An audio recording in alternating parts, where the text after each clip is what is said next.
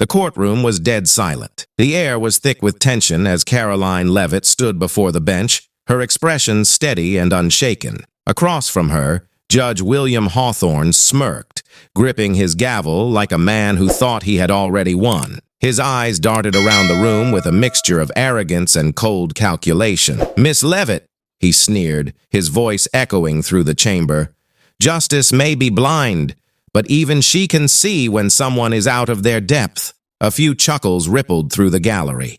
The judge leaned forward, his grin widening as if he were savoring every moment of his self-appointed dominance. "And today, you're about to learn a very hard lesson." Karoline didn't react. She didn't blink. Instead, she simply watched, waited, and calculated her next move with a mind honed by years of battles fought in and out of the courtroom. In that moment, beneath her poised exterior, memories of every hardship and sacrifice surged like silent promises of eventual redemption. Then, bang! The judge's gavel struck the bench. "Karoline Leavitt, I hereby sentence you to jail time for contempt of court." Gasps filled the room. Reporters scrambled to capture every nuance of the unfolding drama as flashes of cameras lit up the space, their lenses fixated on the injustice in real time. Judge Hawthorne leaned back, satisfaction written all over his face. He believed this was the definitive end of a rising force, a woman who had dared to challenge a system built on corruption and his own unchecked authority. But what happened next was something no one saw coming. Seated just a few feet away, J.D. Vance slowly straightened in his chair. He glanced at the judge, then at Karoline, and then back at Hawthorne again. With one slow, deliberate breath, he spoke 7 words that changed everything. "You just made the biggest mistake of your career." In an instant, the judge's smirk faltered. The courtroom froze. The subtle shift in atmosphere was palpable, as though the very air had thickened with the promise of retribution. For a brief moment, silence reigned, only to be broken by the hushed murmur of reporters scribbling frantically and the stirring of restless anticipation among the spectators. The judge's eyes narrowed as he struggled to regain control, but he could already sense that the balance of power was shifting. Karoline met J.D.'s gaze with an almost imperceptible nod, a signal of mutual understanding forged in the heat of battle. It wasn't just a look of solidarity, it was a declaration that the fight was fought. In the days leading up to the trial, Karoline had endured a campaign of subtle intimidation and overt legal maneuvering designed to cripple her spirit. As a rising voice for reform, her unwavering pursuit of justice had earned her as many enemies as allies. Behind closed doors, she had prepared meticulously, knowing that any moment could force her into a corner. And today, she was forced into the spotlight of a rigged trial that promised humiliation rather than redemption. J.D. Vance, a veteran of high-stakes legal battles, had spent years navigating the corridors of power. His reputation for dismantling corrupt systems with cold, surgical efficiency was well known. Yet few had witnessed his brilliance in action until this day. He had always been a man of few words, but every word he chose was deliberate, calculated to undermine the tyranny of those who wielded power without accountability. As the judge's sentence reverberated through the courtroom, the gallery seemed to hold its collective breath. Each person present was aware that this was no ordinary legal proceeding. It was a clash of ideologies, a battle between entrenched authority and the indomitable spirit of resistance. For Karoline, this moment was both a reckoning and an opportunity. And for Judge Hawthorne, it was the moment he would either cement his legacy or watch it crumble into dust. The silence was shattered by the subtle sound of paper sliding across the defense table. J.D. Vance, with a calm that belied the gravity of the moment, reached into his sleek briefcase and withdrew a single sheet of paper. Not a thick dossier, nor a file of multiple pages, just one sheet, its presence almost mocking in its simplicity. The judge scoffed.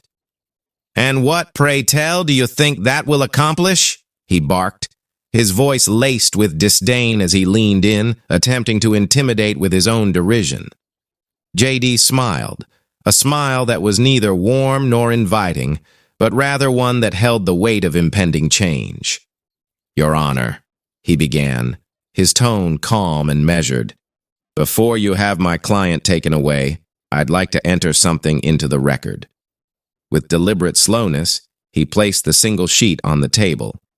The document, written in precise legalese, was a writ of habeas corpus filed under emergency jurisdiction. The words on that paper promised immediate reprieve, if only the judge would acknowledge them. The courtroom buzzed with whispers and furtive glances. The bailiff's hand twitched, uncertain whether to step in or hold back. Even the seasoned reporters paused, sensing that something monumental was unfolding before their eyes. Judge Hawthorne's smirk wavered for the first time. He eyed the paper with a mixture of disbelief and irritation. "That doesn't change my ruling," he retorted sharply, attempting to maintain his facade of control. J.D. tilted his head, studying the man before him with an intensity that seemed to peel back the layers of arrogance and hubris. "Actually, it does," he replied, his voice slicing through the silence like a blade. "Because as of 10 minutes ago, a federal circuit judge granted an emergency stay on my client's sentencing pending further review." For a moment, the air itself seemed to tremble with the weight of those words. The gallery erupted into frantic whispers. Even the smallest details of the courtroom appeared to hang on the precipice of an irreversible shift in power. Judge Hawthorne's eyes darted back to the document, his confident veneer beginning to crack. Slowly, almost reluctantly, he picked it up. His fingers, once sure and imperious, now trembled ever so slightly. As his gaze scanned the signature at the bottom of the document, a chill ran down his spine. That name was not just any judge's, it was the signature of a federal appeals judge, a man whose authority superseded. In that single moment, Judge Hawthorne's world shifted. His carefully constructed sense of control, honed over decades of wielding power like a weapon, began to disintegrate. The courtroom, which had once been his domain, was now a stage for his undoing. J.D. Vance stepped forward, his calm demeanor unbroken by the escalating drama. "Your Honor," he said in a measured tone, "I expect you to read the signature at the bottom of this document. With all due respect, this writ voids your ruling immediately. I suggest you vacate your decision and allow my client to leave without further delay." The judge's jaw tightened as he stared at the document, the reality of his diminished authority sinking in. The murmurs in the gallery grew louder, transforming into a chorus of disbelief and outrage. Reporters clacked their keyboards, trying desperately to capture every detail of the unfolding spectacle. Karoline's eyes met J.D.'s, and in that silent exchange lay a mutual recognition of what had just transpired, a battle that had been won not by force or volume, but by intellect and unwavering resolve. The alliance between them, though unspoken, was now cemented in the crucible of injustice. With an almost imperceptible nod to Karoline, J.D. turned to face the now stumbling Judge Hawthorne.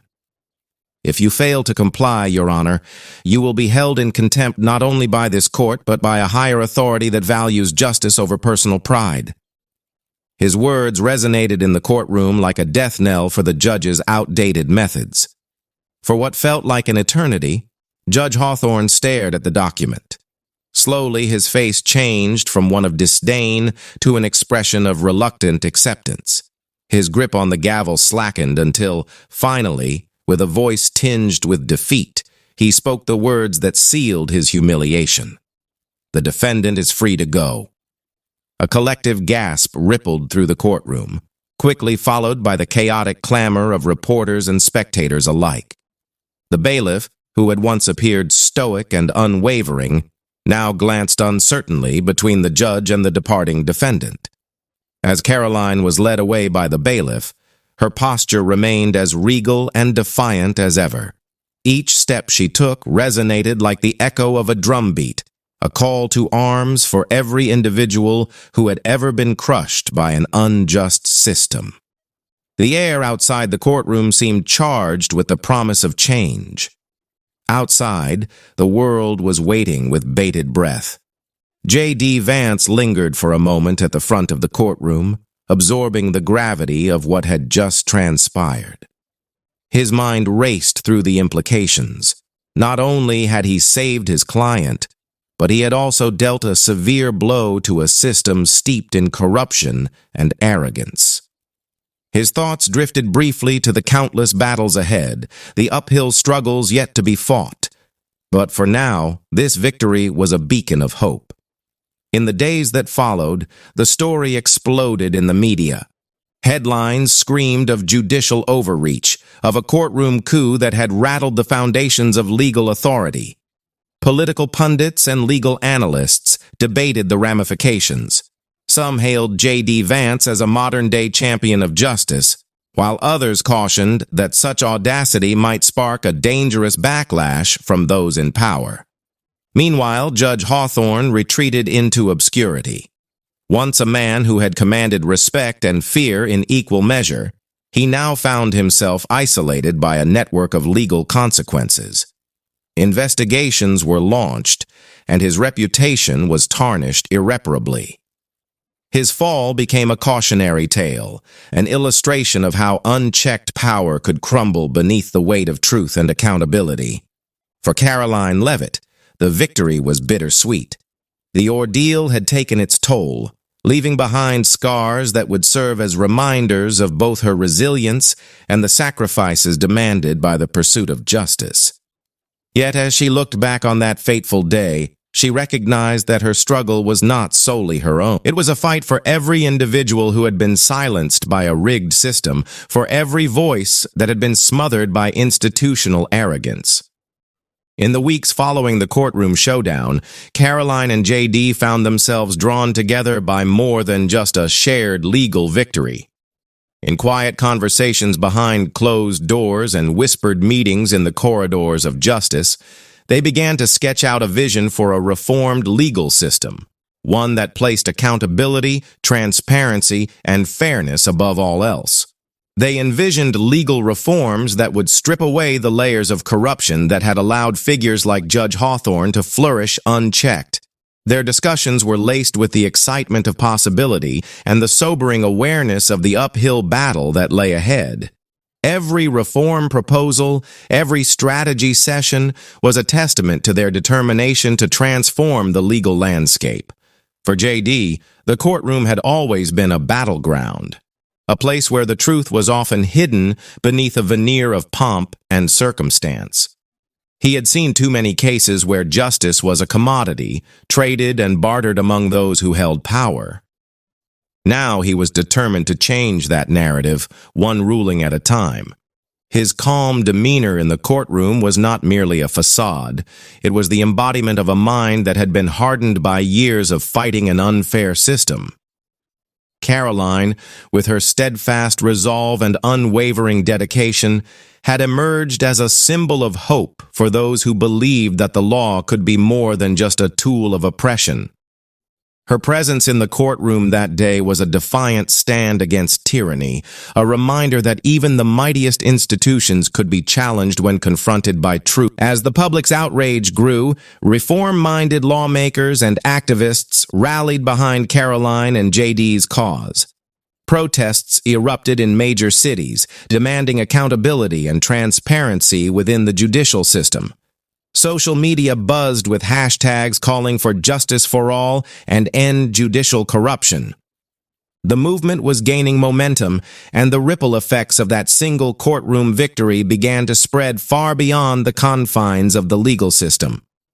Months later, in a specially convened session at the state capitol, Karoline and J.D. found themselves before a panel of lawmakers tasked with investigating the systemic abuses of power within the judicial system. The room was filled with a mix of skepticism, hope, and palpable tension. Lawmakers listened intently as Karoline recounted the events of that day in court, her measured words painting a picture of resilience and the relentless pursuit of justice. "I stood before a man who believed that his gavel was mightier than truth," she said, her voice steady but filled with emotion. Today we must remind ourselves that justice is not the privilege of the powerful, but the right of every citizen. Her words resonated deeply, echoing the collective frustrations of a public tired of empty promises and rampant corruption. J.D. stepped forward to reinforce her testimony. We witnessed firsthand how a single piece of paper, a writ of habeas corpus, could dismantle a facade of authority built on arrogance and abuse. It is time for this system to be reformed. We must ensure that no one, regardless of their position, is above the law. His measured tone was a rallying cry for accountability and fairness. The session ended with a call for comprehensive judicial reforms, and while the road ahead was long and fraught with challenges, that day marked a turning point, a new dawn for a system desperate for change. In the quiet aftermath of the storm, when the dust had settled and the echoes of the courtroom drama had faded, the legacy of that day endured. Judge Hawthorne's fall served as a stark reminder of the dangers of absolute power unchecked by accountability. For Karoline Leavitt, it was the beginning of a journey, not just to reclaim her reputation, but to lead a movement toward a more equitable legal system. And for J.D. Vance, the victory was both a personal triumph and a stepping stone toward broader systemic change.